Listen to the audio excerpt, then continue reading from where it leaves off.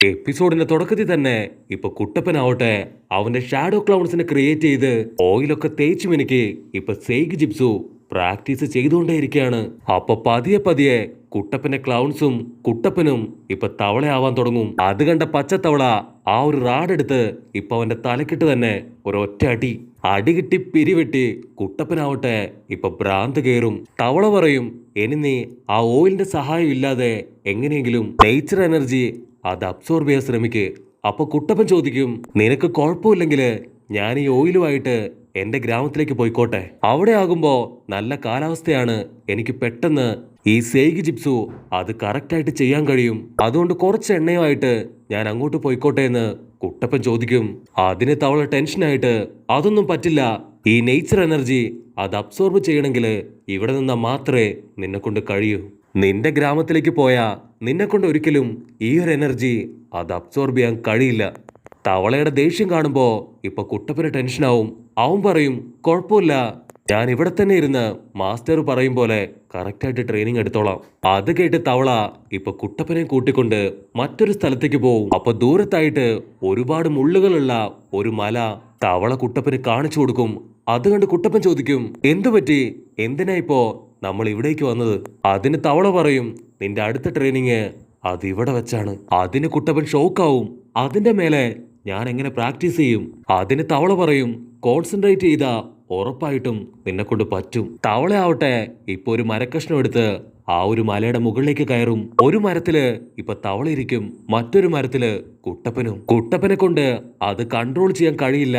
അവൻ ആടാൻ തുടങ്ങും. അതിന് തവള പറയും, നീ എങ്ങനെയെങ്കിലും കൺട്രോൾ ചെയ്യ്, എന്നിട്ട് കറക്റ്റായിട്ട് കോൺസെൻട്രേറ്റ് ചെയ്ത് നേച്ചർ പവർ അത് അബ്സോർബ് ചെയ്യ്.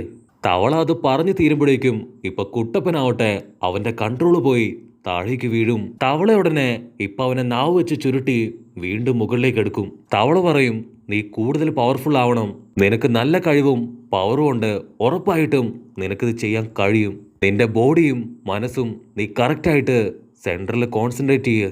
അങ്ങനെ കുറച്ച് കഴിയുമ്പോ തവളയാവട്ടെ കുട്ടപ്പനെ ബ്രേക്കിന് കൊണ്ടുപോകും. ഞാൻ കരുതിയതിലും വളരെ ബുദ്ധിമുട്ടാണ് ഈ ഒരു ട്രെയിനിങ്. അതിന് തവള പറയും, ജിറയ മാമൻ അവൻ കറക്റ്റായിട്ട് ഇത് കംപ്ലീറ്റ് ചെയ്തു. അത് കേട്ട് കുട്ടപ്പൻ ഷോക്കാവും. മാമൻ ഈ ട്രെയിനിങ് കംപ്ലീറ്റ് ചെയ്തോ? അതെ, പക്ഷെ നിന്നെ പോലെ അവൻ ഗിവപ്പ് ചെയ്തിട്ടില്ല. വളരെ സന്തോഷത്തോടു കൂടെയാണ് ഓരോ തവണ അവൻ വീണു പോകുമ്പോഴും വീണ്ടും വീണ്ടും അവൻ ട്രെയിനിങ് എടുത്തത്. അതുകൊണ്ട് ഒരു കാര്യം എനിക്ക് ഉറപ്പായി, നിന്നെ കഴിഞ്ഞും വിൽ പവർ അത് ജിറയ മാമനാണ്. മാമന്റെ ഓരോ മിഷൻസും കറക്റ്റായിട്ട് കംപ്ലീറ്റ് ചെയ്ത് വീണ്ടും വീണ്ടും ഇവിടേക്ക് തിരികെ വരുമായിരുന്നു. ഒഴിവ് കിട്ടുന്ന എല്ലാ സമയത്തും മാമൻ കറക്റ്റായിട്ട് പ്രാക്ടീസ് ചെയ്താണ് ഇത് കൺട്രോൾ ചെയ്തത്. അത് കേൾക്കുമ്പോ ഇപ്പൊ കുട്ടപ്പന് വാശിയാവും. അവനുടനെ അവന്റെ ഷാഡോ ക്ലൗൺസിനെ ക്രിയേറ്റ് ചെയ്ത് കുറച്ചു നേരം കറക്റ്റായിട്ട് ഇപ്പൊ ബാലൻസ് ചെയ്യും. പക്ഷെ അപ്പോഴേക്കും അവന്റെ കൺട്രോൾ പോയി. ഷാഡോ ക്ലൗണും കുട്ടപ്പനും അങ്ങനെ എല്ലാവരും താഴേക്ക് വീഴും. തവള കറക്റ്റായിട്ട് അവനെ ക്യാച്ച് ചെയ്ത് ഇപ്പൊ വീണ്ടും മുകളിലേക്ക് ഉയർത്തും. കുട്ടപ്പൻ ഫുഡൊക്കെ കഴിച്ച് ഇപ്പൊ വീണ്ടും ട്രെയിനിങ് ആരംഭിക്കും.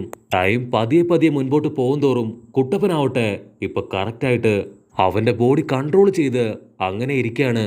വെയിലത്തും മഴയത്തും ഒരു കൂസലും ഇല്ലാതെ അവനിപ്പോ പതിയെ പതിയെ ആ നേച്ചർ എനർജി അത് അബ്സോർബ് ചെയ്ത് കൺട്രോൾ ചെയ്യാൻ തുടങ്ങും. കുട്ടപ്പന്റെ കഴിവ് കണ്ട് ഇപ്പൊ തവളയാവട്ടെ അതൊരു സെക്കൻഡ് ഫ്രീസ് ആയി പോവും. കുട്ടപ്പൻ അവന്റെ കണ്ണു തുറക്കും. അപ്പൊ സേഗ് ജിപ്സുവിന്റെ ആ കണ്ണുകള് അത് കണ്ട് തവള അവൻ വീണ്ടും ഷോക്കാവും. കാരണം കുട്ടപ്പൻ 100% പെർഫെക്റ്റ് ആയി ഓയിലിന്റെ സഹായമില്ലാതെ സേഗ് ജിപ്സു അത് കൺട്രോൾ ചെയ്തിരിക്കുകയാണ്. ജിറയ മാമനെ കൊണ്ട് പോലും ഇതിന് കഴിഞ്ഞിട്ടില്ല. അപ്പൊ ഒരു പക്ഷി പറന്നു വന്ന് ഇപ്പൊ കുട്ടപ്പന്റെ ബോഡിയിലിരിക്കും. അവന്റെ കൺട്രോൾ പോയി ഇപ്പൊ കുട്ടപ്പൻ താഴേക്ക് വീഴാണ്. പക്ഷെ ഇത്തവണ തവള അവനെ ക്യാച്ച് ചെയ്യില്ല.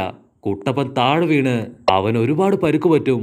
പക്ഷെ അതെല്ലാം തന്നെ നിമിഷ നേരം കൊണ്ട് ഇപ്പൊ ഹീലായി തീരും.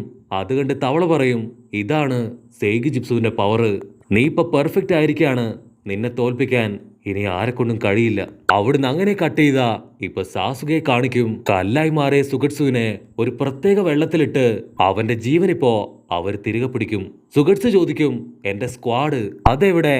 അത് നിങ്ങൾ എടുത്തില്ലേ?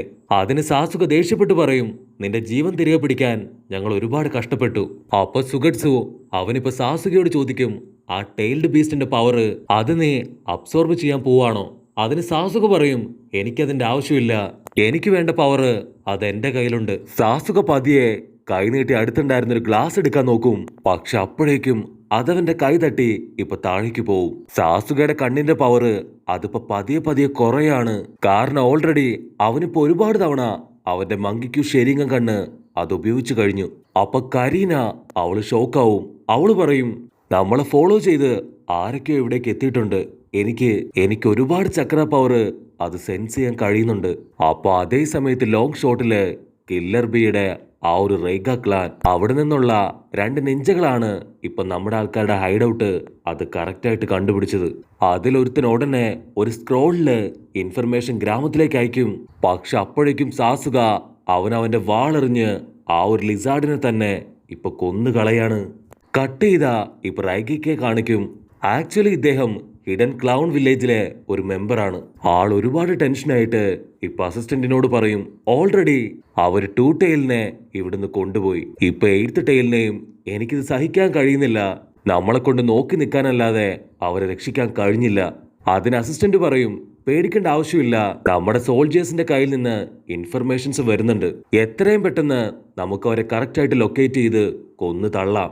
ആക്ച്വലി ഇവരയച്ച ആ 2 സോൾജേഴ്സിനെയാണ് സാസുക കൊന്നു തള്ളിയത്. അപ്പൊ റൈഗക്ക ചോദിക്കും, ഉച്ചിഹ ക്ലാനിലുള്ളവര് എങ്ങനെ അക്കാസ്കി മെമ്പറായി? അതിന് അസിസ്റ്റന്റ് പറയും, ആക്ച്വലി അവൻ ഹിഡൻ ലീഫിൽ ഒരു നിഞ്ചയാണ്. പക്ഷെ പിന്നീട് അവൻ ഗ്രാമത്തിനെതിരായി പ്രവർത്തിച്ച് ഒരു റോക്ക് നിഞ്ചയായി മാറി. അവിടുന്ന് അങ്ങനെ കട്ട് ചെയ്ത ഇപ്പൊ മറ്റൊരു നിഞ്ച സാസുകയുടെ ഹൈഡ് ഔട്ട് ലക്ഷ്യമാക്കി അങ്ങനെ നോക്കി നിൽക്കാണ്.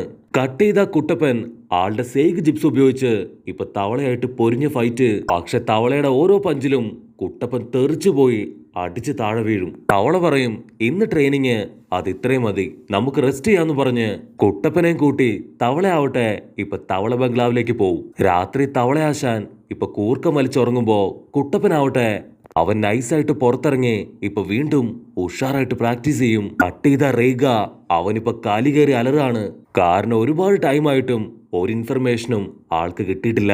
എത്രയും പെട്ടെന്ന് നമ്മുടെ മിലിറ്ററി ഫോഴ്സിനെ മുഴുവൻ ഉപയോഗിച്ച് അവനെ വീണ്ടെടുക്കണം. 5 നേഷൻസുമായിട്ടുള്ള മീറ്റിംഗ് നടത്തി അക്കാസ്കി ടീം തന്നെ ഞാൻ നശിപ്പിക്കും. കട്ട് ചെയ്ത റേഗ അന്വേഷണത്തിനയച്ച ബാക്കി 3 ഷിനോബികളോടും ഇപ്പൊ തിരികെ ഗ്രാമത്തിലേക്ക് വരാൻ അവർക്ക് ഇൻഫർമേഷൻ കിട്ടും.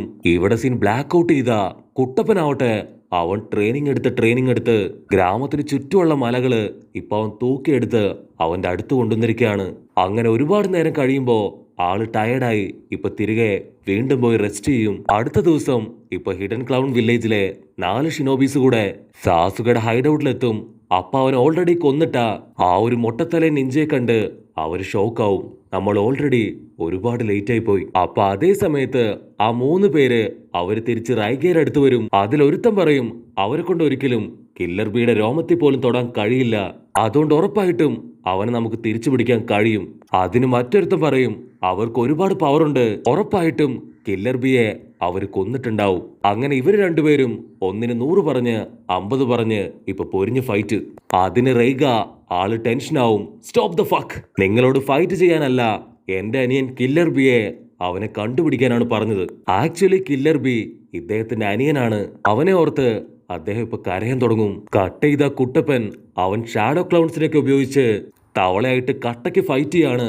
അവന്റെ പവറും ഇംപ്രൂവ്മെന്റും കണ്ട് ഇപ്പൊ തവളയ്ക്ക് ഒരുപാട് സന്തോഷാവും. അതിന് കുട്ടപ്പൻ ഇത് വെറും ആരംഭമാണെന്ന് പറയുന്നതോട് കൂടെ ഈ ഒരു എപ്പിസോഡും അവസാനിക്കുന്നു.